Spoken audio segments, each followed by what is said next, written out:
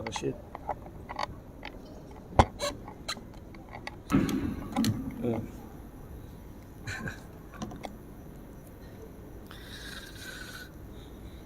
Bismillahirrahmanirrahim. Assalamualaikum warahmatullahi wabarakatuh. Alhamdulillah, assalatu wassalamu ala rasulillah Sayyidina Muhammad ibn Abdullah wa ala alihi wa sahbihi wa man tabi'ahu wa mawalah. Subhanaka la ilma lana illa ma 'allamtana innaka antal alimul hakim. Rabbi shrah li sadri wa yassir li amri wahlul 'uqdatam min lisani yafqahu qawli. Yang kami muliakan alim ulama, cerdik pandai, para tokoh-tokoh masyarakat. Yang kami muliakan Ketua Harian Masjid Raya An-Nur Provinsi Riau serta jajaran pengurus, Bapak Ibu, para orang tua kami yang dirahmati Allah, ikhwan dan akhwat yang senantiasa diberikan istiqamah dalam kebaikan. Amin ya rabbal alamin.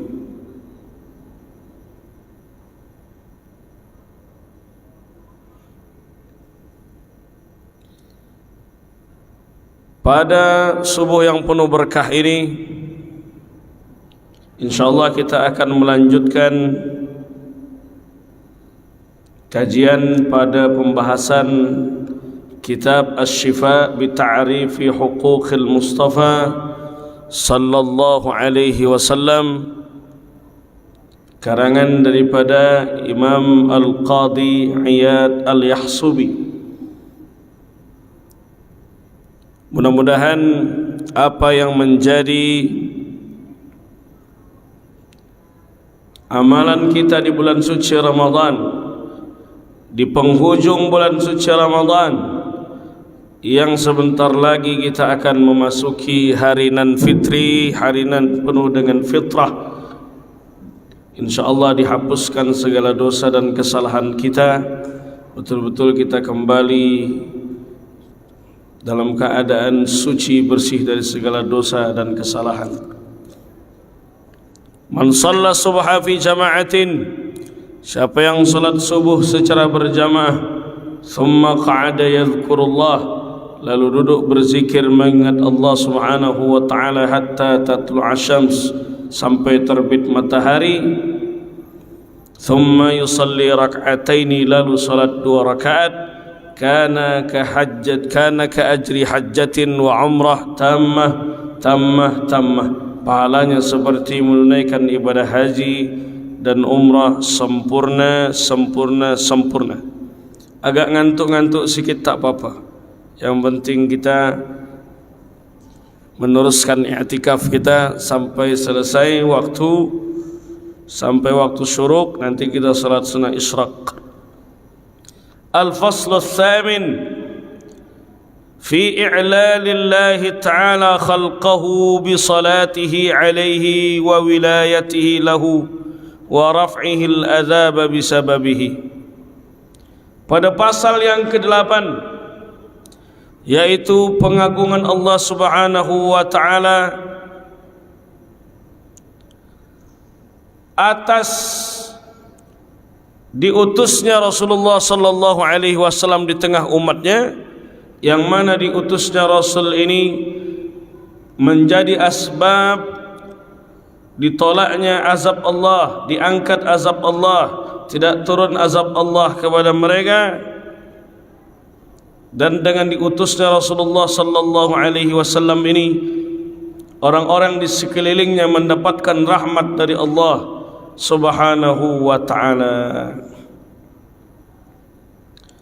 Qala al-musannif rahimahullahu ta'ala wa nafa'ana bi'ulumihi wa bi'ulumi masyayikhina fid darain amin.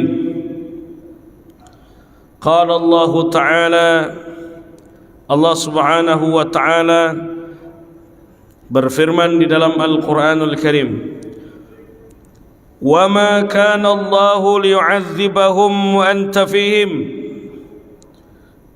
Dalam surah Al-Anfal ayat 33, Allah Subhanahu wa ta'ala tidak akan mengazab mereka dan engkau bersama mereka, dan engkau wahai Muhammad sallallahu alaihi wasallam, engkau berada di tengah-tengah mereka.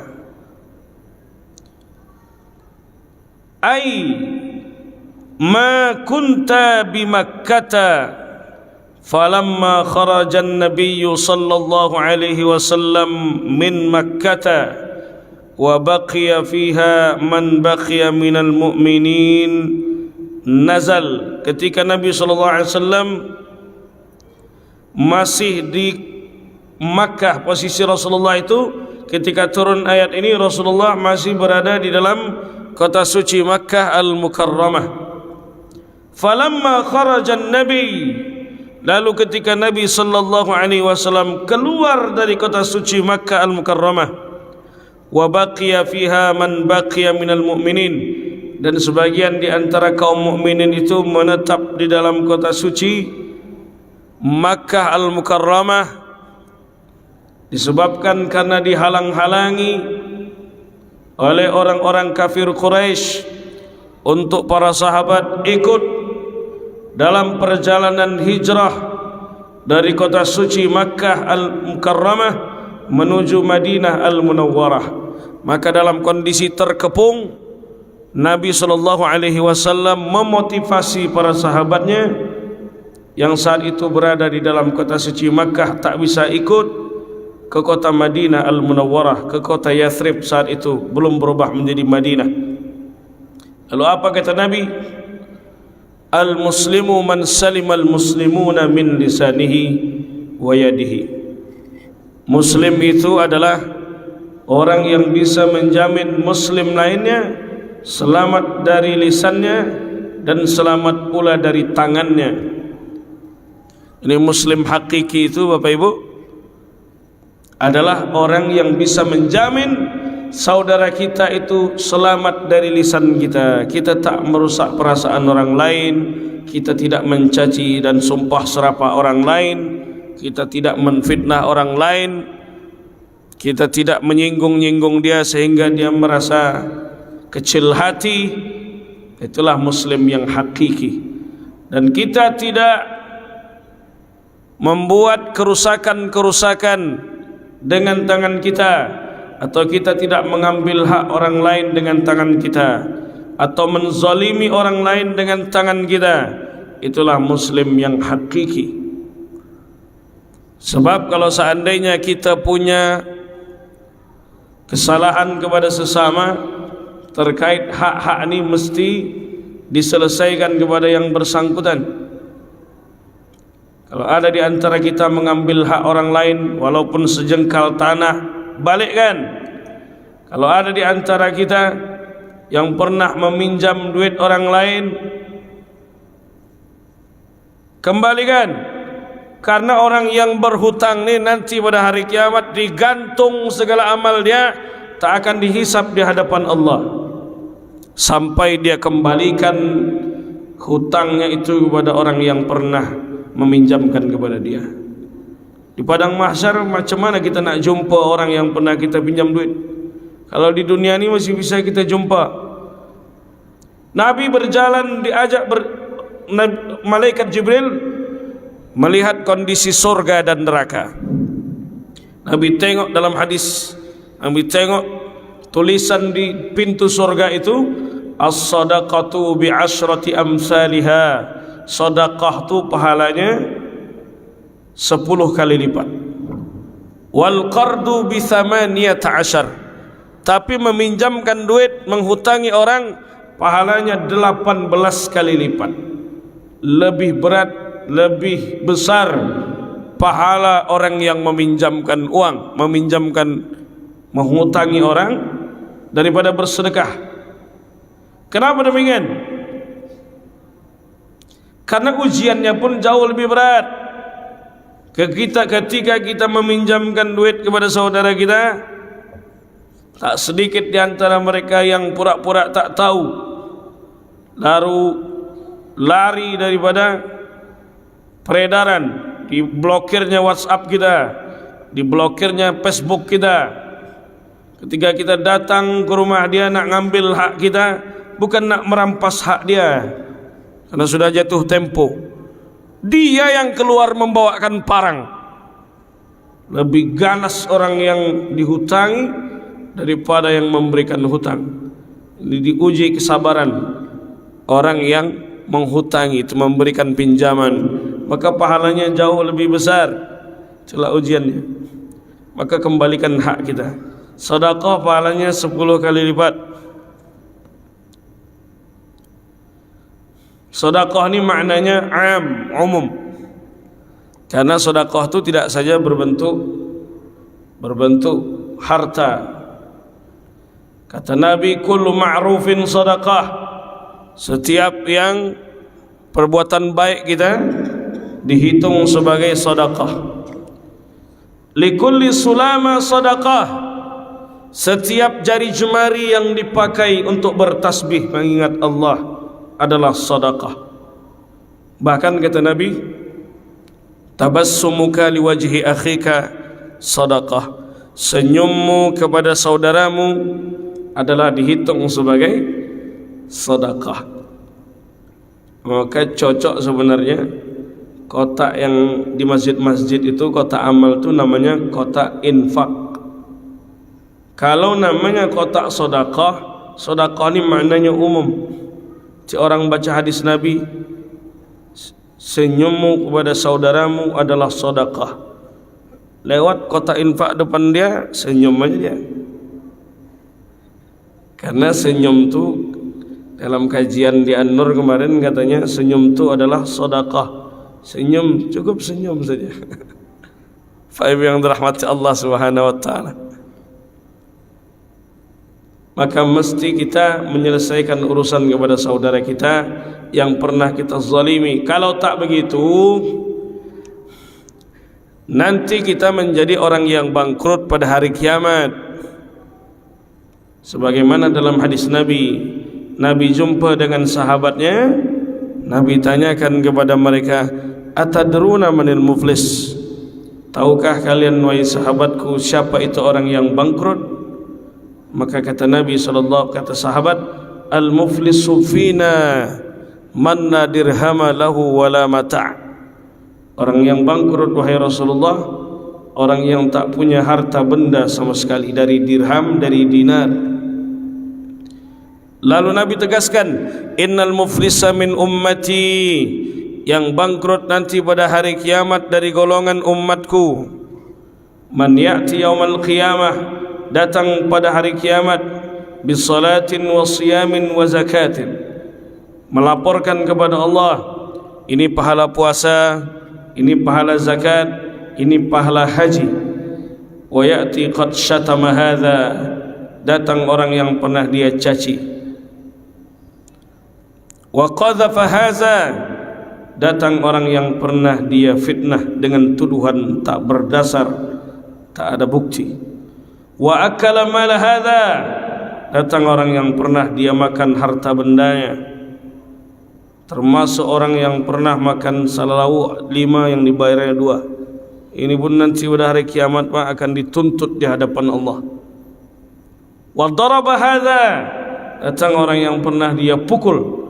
Wa safaka dama hadza, datang orang yang pernah dia tumpahkan darahnya. Fayu'ta hadza min hasanatihi wa hadza min hasanatihi, diambil semua pahala-pahala yang dia laporkan di hadapan Allah, pahala haji, pahala umrah, pahala sedekah, semuanya diserahkan kepada orang yang dia caci, diserahkan kepada orang yang dia fitnah, diserahkan kepada orang yang dia makan hartanya. Bisa begitu? Bisa.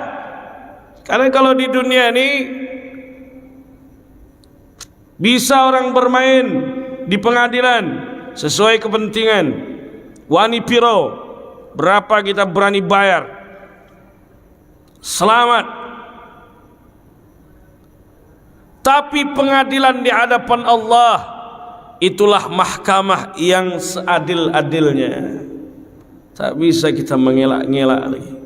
Di dunia ini bisalah kita main jalur orang dalam, berani berapa bayar, selamat memang di dunia, tapi belum tentu nanti di akhirat kita akan selamat di hadapan Allah Subhanahu wa ta'ala.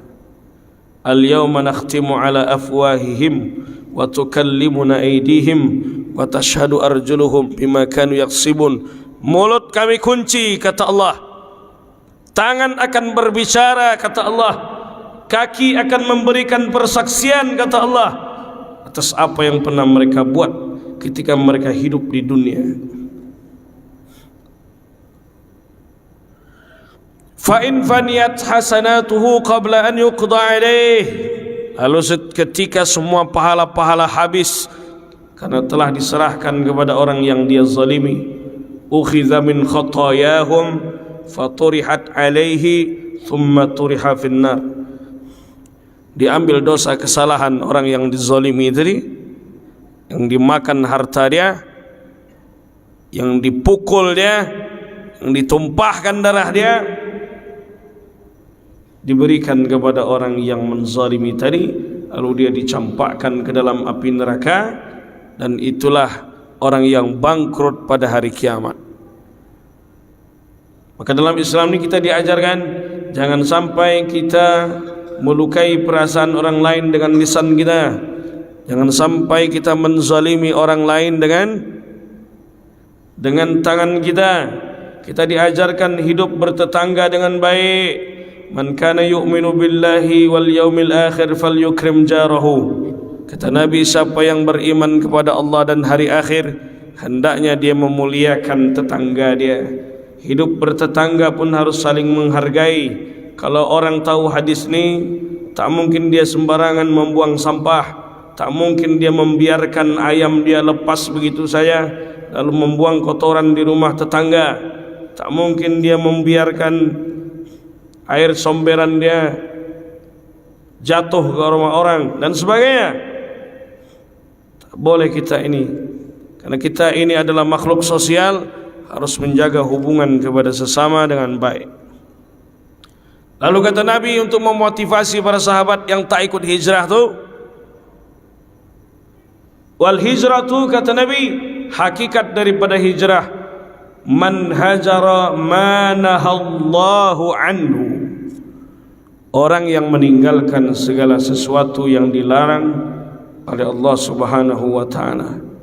Itulah hakikat daripada hijrah. Maka para ulama memberikan kesimpulan bahwa hijrah itu ada hijrah jasadiyah, hijrah badan, hijrah dari satu tempat ke tempat lain. Hijrah yang seperti ini sudah tak ada lagi, karena hijrah ini adalah hijrah pada masa Rasulullah dan para sahabatnya. Hijrah yang kedua, hijrah qalbiyah, hijrah ruhiyah. Hijrah yang kedua adalah hijrah secara rohani, bahwa kita ini mesti menjadi pribadi yang lebih baik. Kita meninggalkan segala sesuatu yang dilarang oleh Allah, kita tidak bermaksiat kepada Allah dan Rasulnya, kita meninggalkan segala kemungkaran, kita meninggalkan segala kemaksiatan, kita meninggalkan segala sesuatu yang dilarang oleh Allah dan Rasulnya. Itu hakikat daripada hijrah. Maka para sahabat mendengar hadis ini, mendengar pesan Rasulullah, maka mereka tetap semangat berada di kota suci Makkah Al-Mukarramah, walaupun tak ikut hijrah ke kota Al-Madinah Al-Munawwarah. Kemudian turun ayat berikutnya, sambungan daripada ayat tersebut, wa ma kana Allahu mu'adzibahum wa hum yastaghfirun.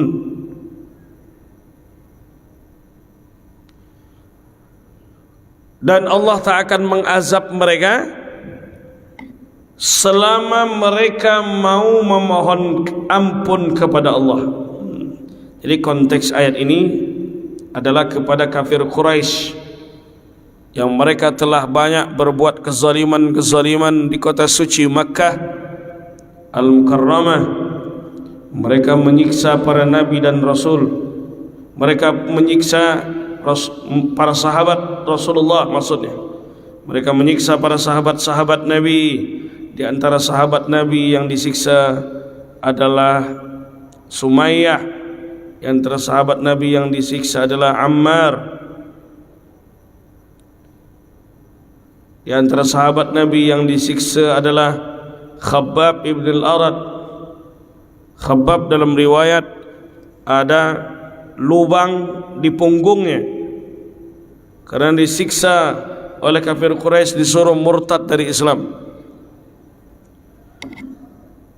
Begitu pula dengan Bilal bin Abi Rabah.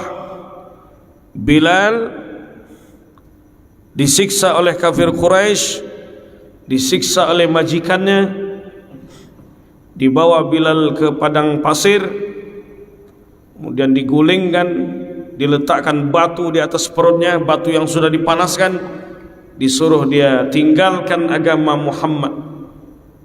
Maka kata Bilal, Ahad, Ahad, Ahad, Esa, Esa, Esa. Ketika sahabat bertanya di Madinah, kenapa dulu ketika engkau disuruh murtad dari Islam yang engkau sebut adalah Ahad, kenapa tidak engkau sebut Allah? Karena tak ada yang paling dibenci oleh orang-orang kafir Quraisy itu kecuali kalimat Ahad. Mereka benci dengan kalimat Esa. Wala in sa'altahum man khalaqas samawati wal ard wa sakhkhara asy-syamsa wal qamar la yaqulunna Allah. Kalau ditanyakan kepada mereka, siapa yang menciptakan langit dan bumi, siapa yang menggerakkan bulan dan matahari, mereka akan katakan Allah. Tapi hakikatnya mereka tidak menyembah Allah. Mereka menyembah Hubal, mereka menyembah Manat, mereka menyembah Uzza. Tuhan-Tuhan yang mereka buat sendiri, dibuat dari roti, mereka sembah. Mereka letakkan di Masjidil Haram lalu mereka sembah.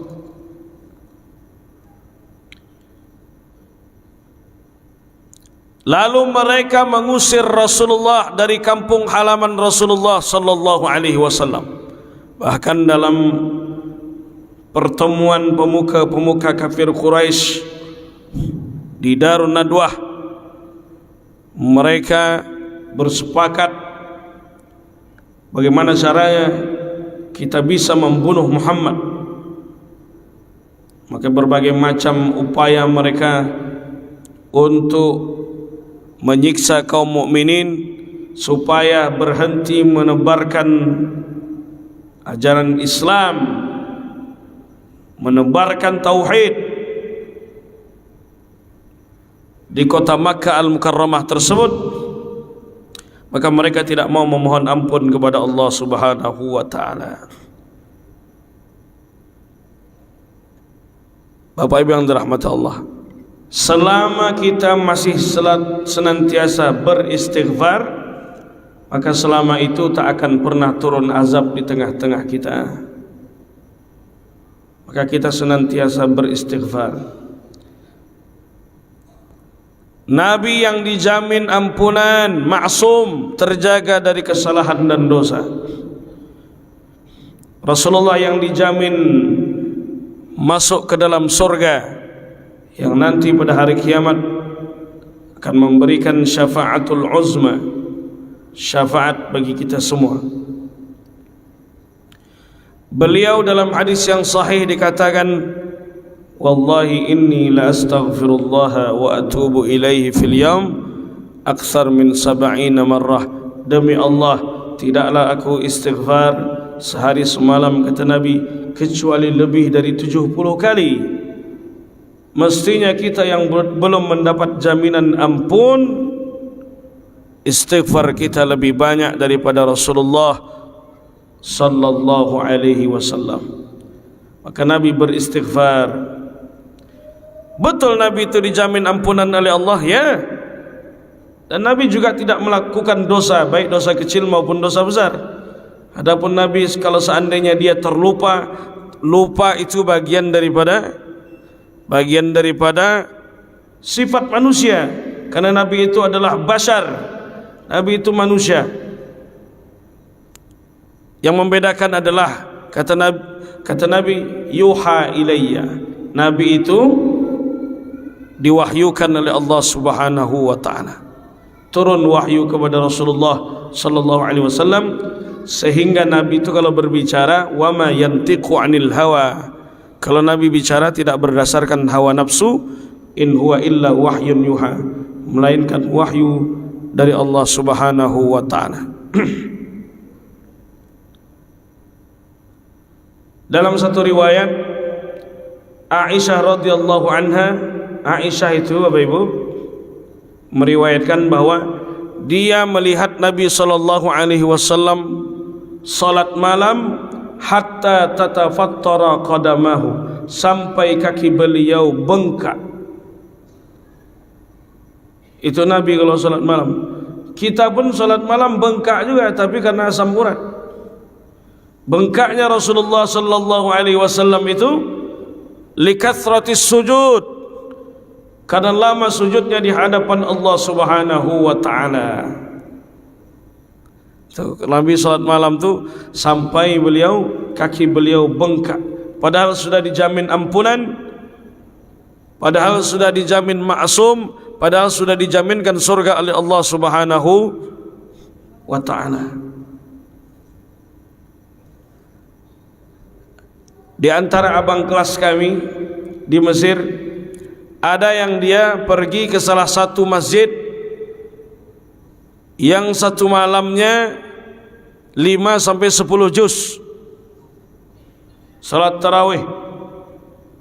Kalau kita di sini biasanya satu rakaat berapa? 2 ayat yang dibaca imam kan? Itu pun masih ada yang berkata, lama betul imam nih, kata dia. Kalau di Mesir ada yang 10 juz, bahkan di Temboro itu satu malam khatam 1 juz. Yang ada di Temboro Magetan itu satu malam khatam 1 juz. Lalu ketika abang kelas kami ini datang, dia tengok ada seorang kakek-kakek tahan, kuat, sedangkan dia ni tak kuat. Dia tanya, bagaimana kakek ini bisa kuat,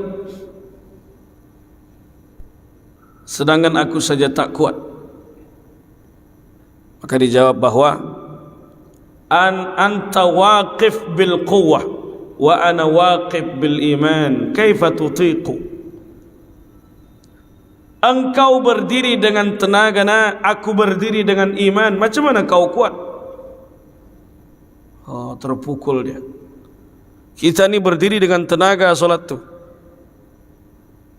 macam mana kita bisa kuat? Karena kita masih sibuk dengan urusan dunia. Makanya kata Allah dalam Quran, wasta'inu bis sabri was salah wa innaha lakabiratun illa 'alal khashi'in. Minta kepada Allah itu dengan sabar dan salat. Salat itu berat kecuali bagi orang yang khusyuk. Apakah berat di sini berat secara fisik? Tentu tidak, karena kita mampu melakukan aktivitas berjam-jam di kantor, di kebun. Main futsal juga demikian. Main futsal tahan 3 jam. Tapi kenapa yang 5 menit, 7 menit, 10 menit, rasanya kita ini mau cepat-cepat aja selesai, cepat-cepat selesai. Maka kata para ulama, sebenarnya makna lakabiratun itu adalah kesombongan yang ada dalam hati kita, seolah-olah kita ini tak butuh dengan Allah Subhanahu wa taala.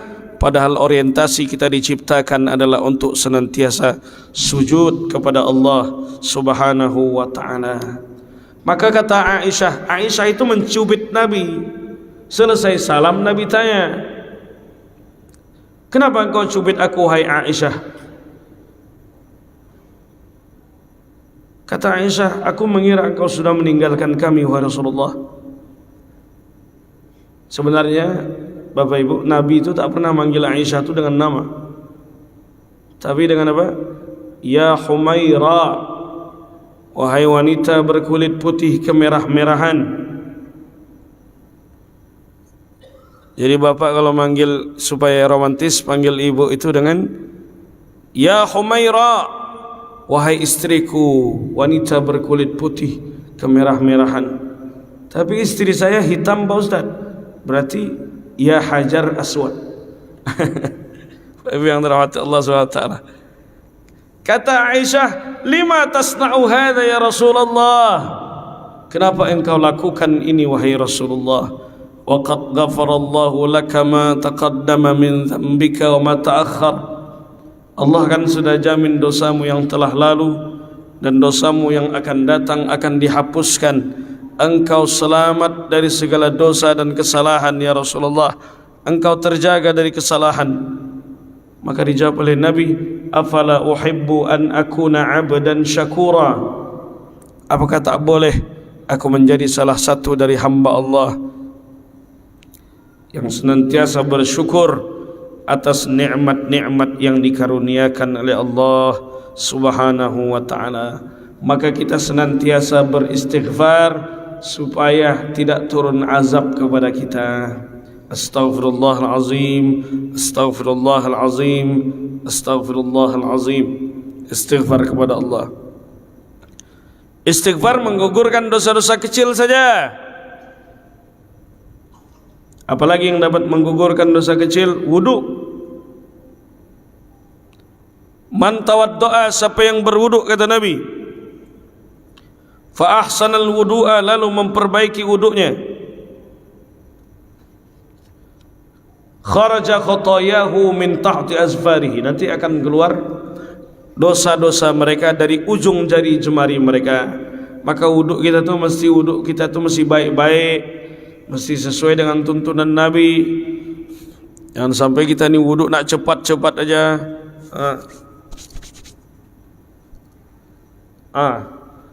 Langsung pergi tancap gas. Wuduk kita betul-betul. Kalau wuduk kita ni betul, keluar dosa-dosa kita dari ujung jari jemari kita. Harus sesuai dengan tuntunan Rasulullah. Sekarang dah banyak video-video para ulama kita mencontohkan macam mana wuduk yang betul. Makanya hati kita ni susah tenang, karena wuduknya macam orang dikejar-kejar hutang. Orang yang banyak hutangnya dan susah membayar, itu namanya gharim. Gharim ni Bapak Ibu berhak menerima zakat.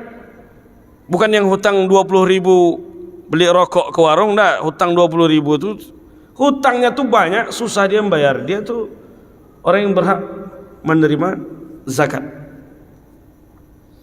Itulah sebab penamaan penjaga masjid itu dengan gharim, karena tak boleh menagih hutang di dalam masjid. Kebetulan orang yang banyak hutangnya ni masuk dia ke dalam masjid supaya tak ditagih-tagih oleh orang yang meminjamkan duit tadi. Akhirnya tinggal di masjid, dia menghidupkan lampu, menghidupkan kipas angin, menghidupkan mixer tiap hari dia di masjid supaya tak ditagih hutang dia. Itulah disebut dengan gharim, penjaga masjid. Dalam bahasa Arab, gharim itu orang yang banyak hutangnya dan sulit dia membayarnya. Siapa gharim kita di sini, Ustaz Rashid? Tapi gharim-gharim kita Bapak Ibu itu jarang banyak hutang itu. Kalaupun ada hutang tak begitu banyak, bisa dia membayar.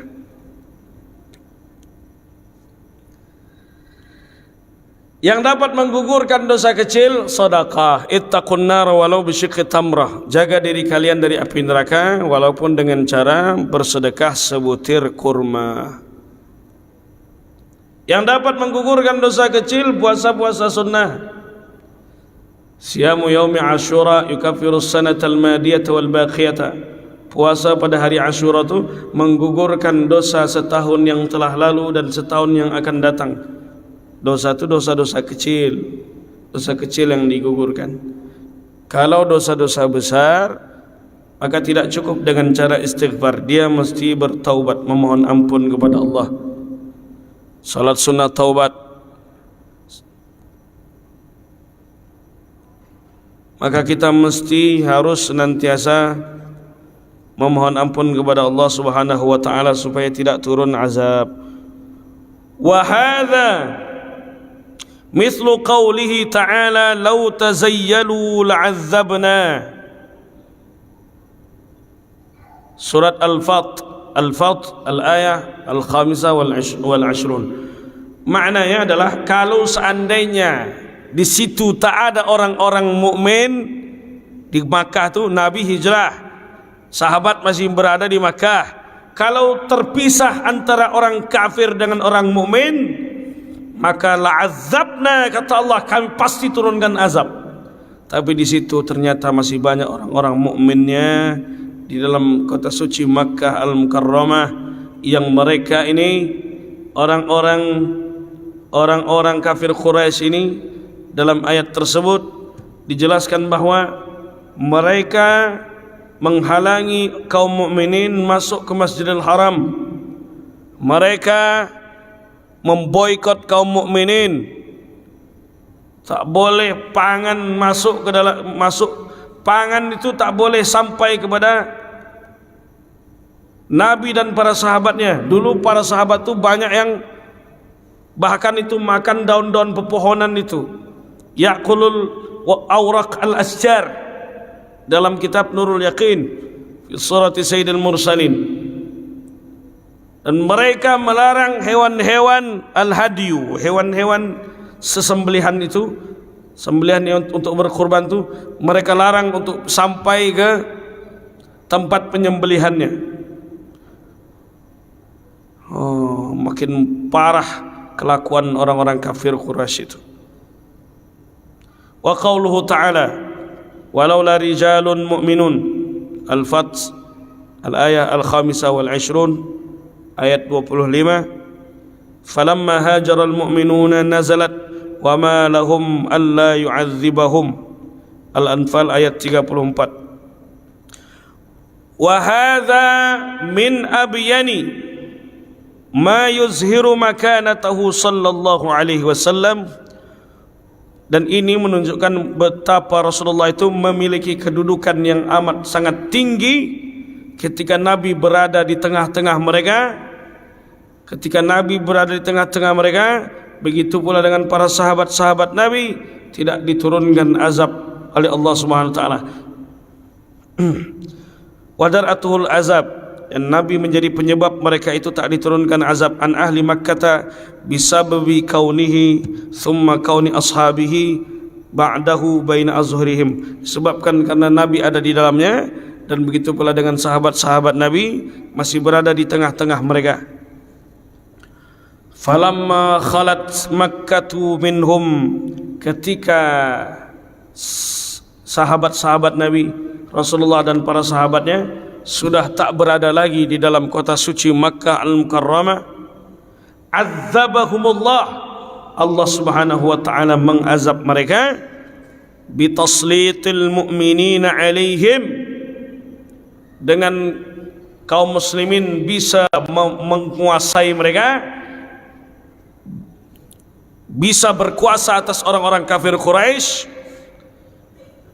wa ghalabatihim iyyahum wa hakkama fihim suyufahum, dan para sahabat-sahabat Nabi bisa memenangkan dalam peperangan. Dalam tafsir Ibnu Katsir, kemenangan ini adalah tidak lain pada peperangan Badar di tahun kedua Hijriah, dan Nabi SAW beserta para sahabatnya hakkama suyufahum, hakkama fihim suyufahum, Nabi memberikan pelajaran kepada mereka dengan pedang-pedang Rasulullah dan para sahabatnya. Nabi dan sahabat dengar kabar bahwa orang-orang kafir Quraisy akan pulang dari Syam, karena orang Makkah ini terkenal senang berdagang, berniaga. Nah, mereka berniaga itu sampai ke negeri Syam. Syam itu terbagi menjadi 4 negara: Yordania, Palestina, Lebanon, Suriah.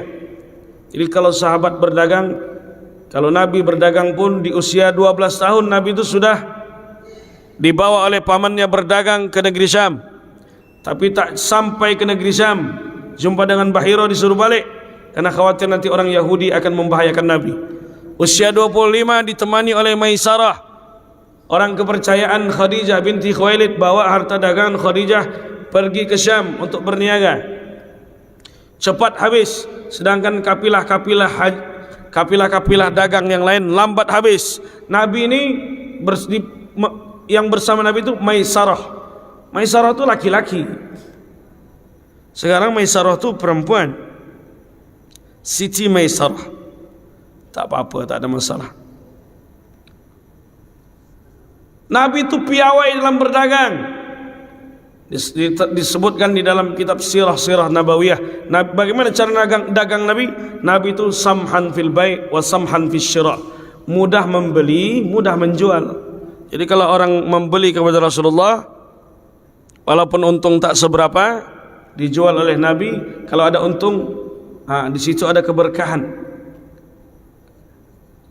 Walaupun tak begitu mahal Nabi menjual itu.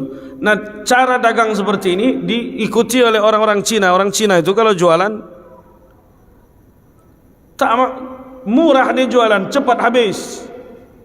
Orang kita mau untung 5 kali lipat, 10 kali lipat, bila nak habis. Nabi itu sam'an fi syira', mudah membeli, tak banyak tawar. Itu Rasulullah, karena kalau ada laba bagi pedagang itu dihitung sebagai sedekah. Beda kayak kita. Apalagi nak lebaran nih, tahan kita putar nak beli cabai di pasar Arengka, di pasar Sail. Padahal cuma beda 1.000. Putar. Padahal kalau kita belanja ke Indomaret, ke Alfamart, ke Mall SKA itu, pernah tawar-menawar? Tak pernah. Kenapa kepada saudara kita yang Muslim yang berjualan itu tawar-menawar? Padahal beda cuma 1.000, beda 2.000. Padahal duit itu dia pakai untuk anak dia sekolah, beli baju raya. Nanti kalau dia ke masjid, dialah yang memasukkan duit ke kotak infak tu. Kita kalau belanja kepada saudara kita yang Muslim ni, kalau ada lebihnya dihitung sebagai sedekah. Makanya Allah tu ridha dengan jual beli, karena kita intifa'. Kita tu mengambil manfaat daripada jasa yang dia berikan. Macam mana dia berdagang, macam mana dia mengambil sayur dari satu tempat ke tempat lain. Buah juga begitu. Nanti sayur tu pun tak semuanya laku. Banyak bersisa-sisa sayur dia itu, sampai busuk tak bisa lagi dijual. Begitu konsep kita jual beli. Ikut tunjuk ajar daripada Rasulullah sallallahu alaihi wasallam. Jadi Nabi dan para sahabatnya ini menang dalam peperangan Badar, yang mana jumlah kaum musyrikin saat itu, Abu Sufyan dan kawan-kawan, jumlahnya 1.000. Jumlah para sahabat Nabi, jumlah pasukan kaum muslimin sekitar 313. Ada yang mengatakan 325. Tapi kaum mukminin menang dalam peperangan Badar. Apa sebab? Kata Allah dalam Quran, "Idz tastaghithuna rabbakum fastajaba lakum anni mumiddukum bi alfin minal malaikati murdifin." Karena dalam peperangan Badar itu Nabi beserta para sahabat itu ditolong oleh malaikat-malaikat Allah Subhanahu wa taala. Maka kata Allah, "Kam min fi'atin qalilatin ghalabat fi'atan katsiratan biiznillah." Berapa banyak pasukan yang mereka itu jumlahnya sedikit bisa mengalahkan jumlah yang lebih besar dengan izin Allah Subhanahu wa taala. Maka kita senantiasa beristighfar kepada Allah agar kita senantiasa dalam naungan rahmat dan ridha dari Allah Subhanahu wa taala. Selesai. Terima kasih atas segala perhatian. Mohon maaf atas segala kekurangan. Selamat menanti hari nan fitri. Kita tunggu sidang isbat malam ni. Kapan tanggal berapa akan ditentukan oleh pemerintah kita, Ahad atau Senin. Maka kita insyaallah mudah-mudahan juga kita akan diperjumpakan kembali dengan Ramadan berikutnya. Terima kasih. Assalamualaikum warahmatullahi wabarakatuh.